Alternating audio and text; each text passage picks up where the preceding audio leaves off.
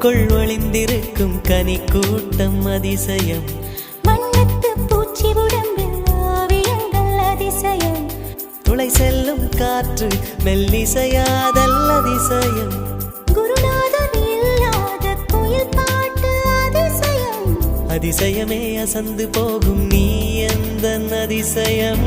அஜுபா